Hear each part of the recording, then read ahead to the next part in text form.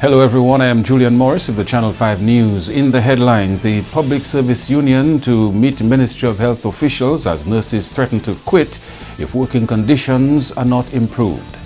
Energy and agriculture, areas of focus or priority for the People's Party of Dominica.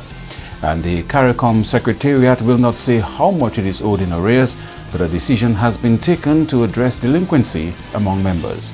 The details of the news coming up.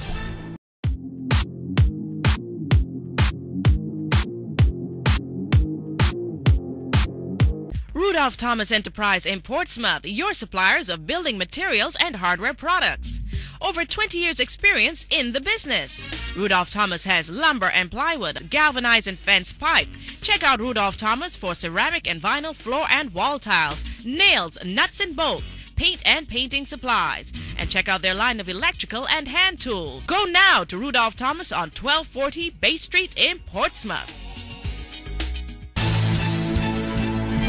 First up in the news, the Public Service Union expects to meet with the administration of the Ministry of Health on matters of urgent concern affecting doctors and nurses in the public service ahead of salary proposals. General Secretary of the PSU Thomas Later says many nurses are considering calling it quits if their working conditions do not improve.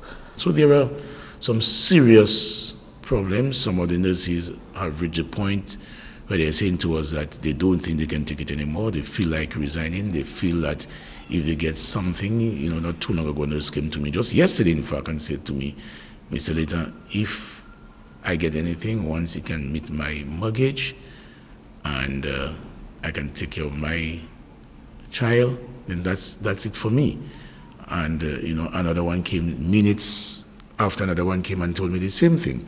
So it is very, very serious there. A previously scheduled meeting with the health minister and his permanent secretary had to be called off since Later was out of state. While the meeting's agenda would have focused on recent attacks on nurses at the Princess Margaret Hospital, Later says other problems have emerged. Security concerns not only at the Princess Margaret Hospital, but even in our districts throughout the country.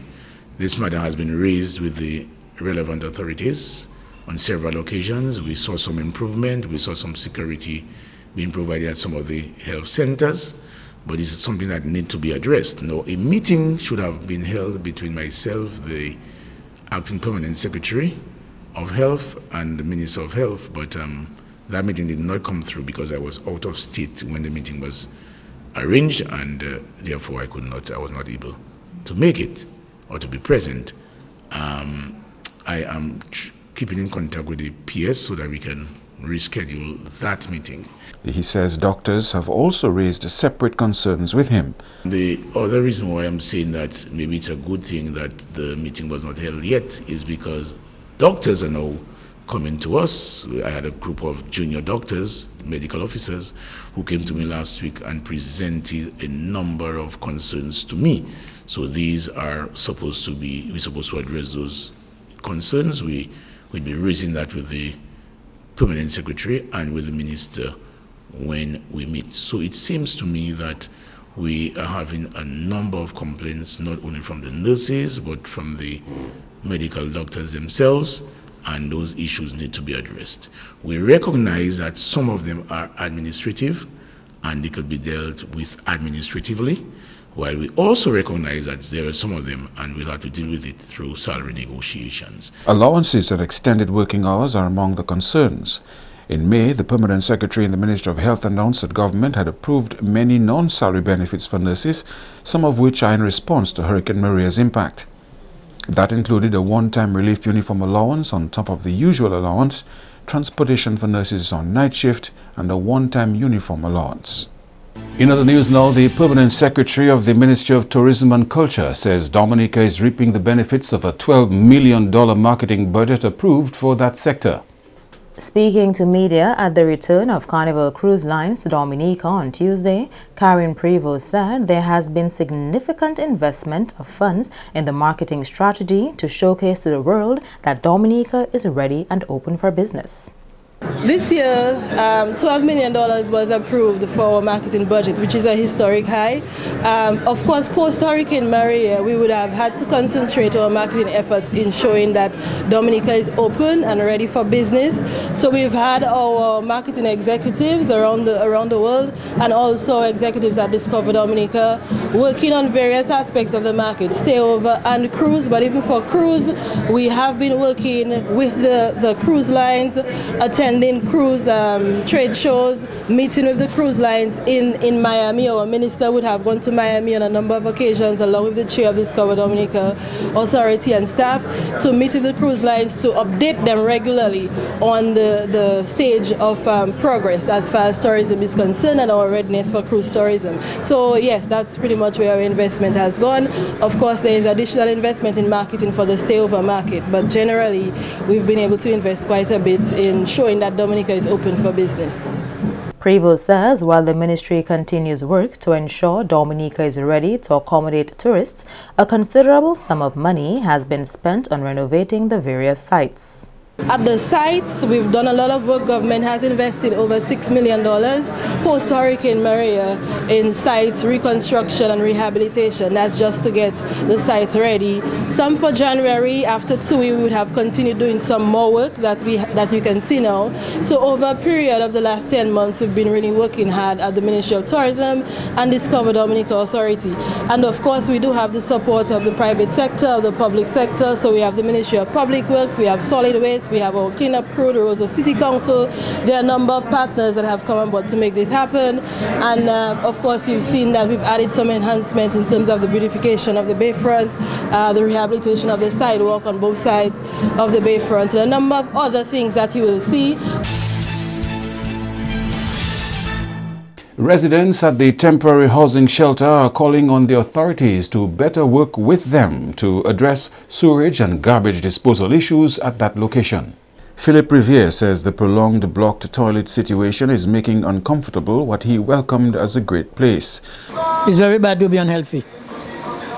And I think we have that experience. And it seems for the longest while, no solution. It's just somewhere you cannot go to the toilet as free as you want because you can't drop nothing.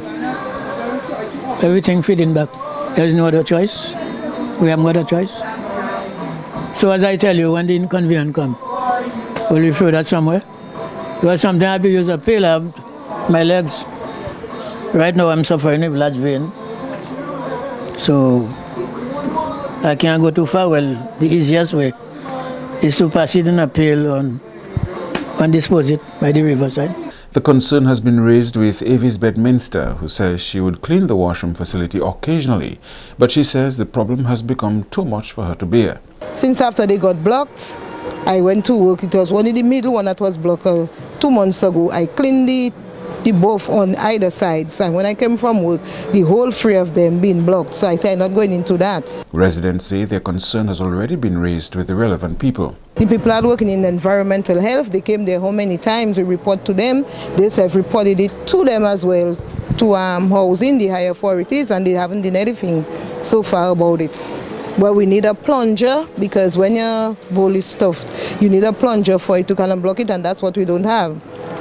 You understand? The mister on the other side, my neighbor, he tried seeing if he get one, but he never got it. So the toilets and them left in a state. I don't mind scrubbing the bathrooms, which I do occasionally, but it's the washrooms, and you cannot even go in there to bathe. It is very bad. They have to send Duasco men they're the ones who doesn't block toilet and those things. Even if it's the pipes and them below that carrying the waste, something need to be done. For Ian Gustav, life after Hurricane Maria has been much better at the government-provided shelter, but he says he would like to see a proper garbage collection system put in place. If we could get a city council to visit us there so that they could give us a day that they could pass and pick our rubbish up, so that we wouldn't have to be burning the rubbish, because burning it, the smell of it's not good for the elderly who are there and so forth. So we would rather that if our rubbish could be picked up at, even if it's once a week or something like that, so we could put it somewhere closer to the road so that they could pick it up. That's one of the problems we're having there. And 6 months after the first official cruise call to Dominica post-Hurricane Maria, the Combined Taxi Association is not yet operating at 100%. During the inaugural visit of Mindshift 3 in January, Combined Taxi Inc. lamented the fewer number of taxis and drivers working for the remainder of the 2017-2018 cruise season. 6 months later, during the first call of Carnival Cruise Lines after an 8-year absence, President of the Combined Taxi Inc., Philip Geist, says the association is working at less than 90% capacity. Carnival Cruise is expected to make 10 scheduled calls to Dominica during the summer. Geist is not optimistic that all members of Combined Taxi Inc. will benefit from the ship's visits. We are operating at a capacity of maybe 80–85%. We have some vehicles who are up and okay, and the insurances and licenses are not paid. Because if you recall, the last time a taxi driver made some decent money was sometime in March of last year. So that was before Maria. Yeah. So some persons are not being able to have the resources to pay their insurances to get the vehicles up and running. So we hope, we are expecting some financial assistance. We hope that can be fast-tracked and be made available so persons can have some of their vehicles better painted, change the glass, have the insurance paid. So we'll be operating at full capacity when the season opens in September. Geist says outside of the non-payment of insurance and license, the condition of some vehicles prevents them from being used on the road for tours. It should be about 10% of our fleet. Some of them receive glass damage, and if your windshield is cracked, we won't accommodate you in the business. If you have a dent and it's patched, then we can accommodate you now until the new season open. So those things, if you realize some vehicles are not completely painted. So we hope that can be done for the new season. We don't believe we'll accept any scratches, any dents, any broken glass. Everything has to be up top notch. So we hope we can get some financial assistance so drivers can do that, coupled with the few calls Carnival has before the season opens in September. He says, though, operators who are not able to work with their own vehicles can still earn some money from operating other taxis. If they are certified and the vehicle is not, and they are around, and there's persons who need drivers, they normally work with them. I'm sure there are persons who have vehicles there and they would use some of those persons to survive. They will not be able to use it to pay their insurance, but at least they will be able to take home some bread and butter this evening. Combined Taxi has a membership of over 250. Andrea Louis, Channel 5 News. You are watching Channel 5 News. We will continue after the break.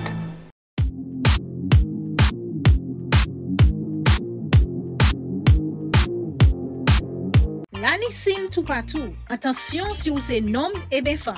Visitez place santé pour examiner corps. Ça c'est un nid pour yo ouais si l'année pièce moun au lion qui ni maladie TB et bien maladie sexuelle.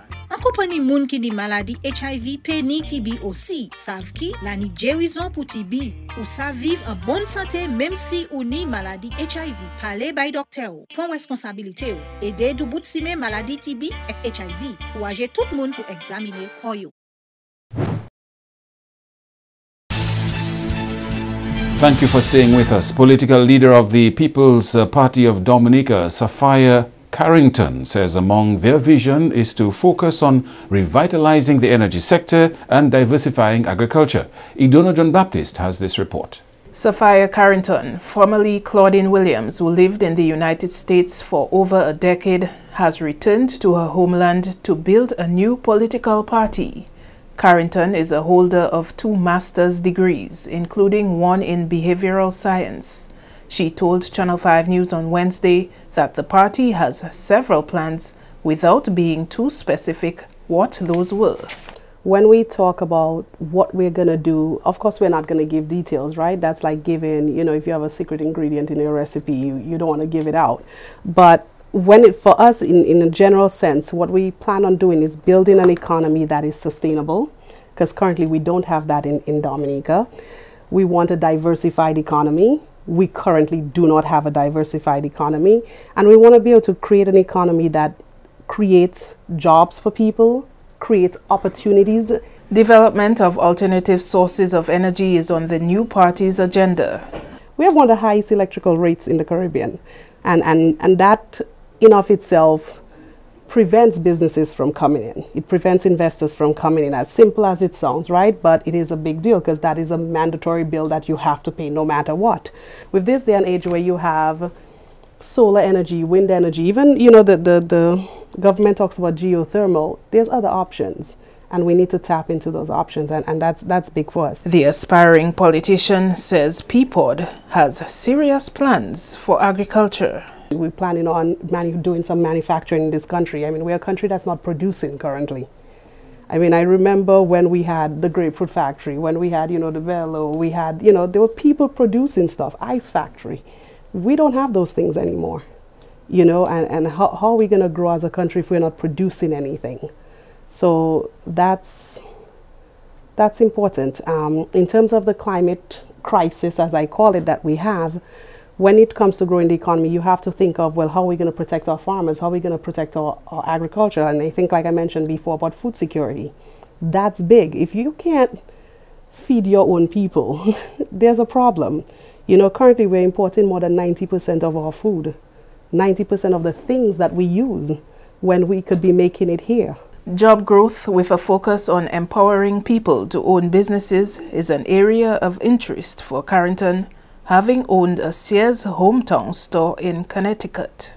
One of the things you'll hear me talk about a lot is I want Dominicans to open businesses.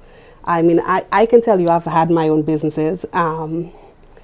It empowers you, it helps you build wealth. If you look at the people in this country that are considered wealthy, they all have businesses. We have people that can sew. Why can't we help them, you know, put factories together, make the shirts and make the dresses and make the pants? Why can't we do that? Why can't we make our shoes? Instead, we're importing a bunch of inferior products and selling them at high prices because we have high taxes at the port. You have a high VAT.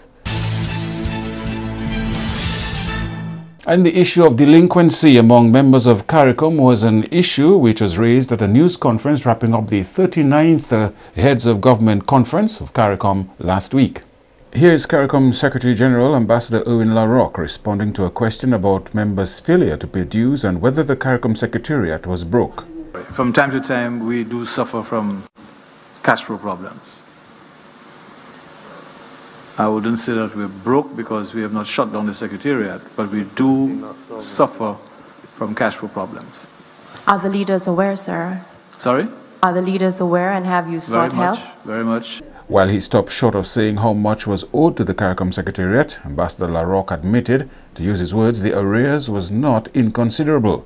Barbados' Prime Minister, Mia Mottley, invited the reporter who asked the question on the arrears to look at the issue in a more positive light. That one of the decisions of heads today was to send to COFAC the whole question of what kind of financing mechanism, should there be automaticity of financing. So I don't want us to get resolved into a twist when the truth is that heads have taken a decision to accept our reality and to look at what are the best options ahead of us. And I think that in fairness, that should be respected because we accept that it takes cash to care and it takes cash to execute, and that this is still the best way we have determined for us to go forward. So I look forward to us reviewing recommendations. I think the Secretariat had put in motion a report that will come to us, and we'll look at it in due course. But to comment in advance is to prejudice the outcome.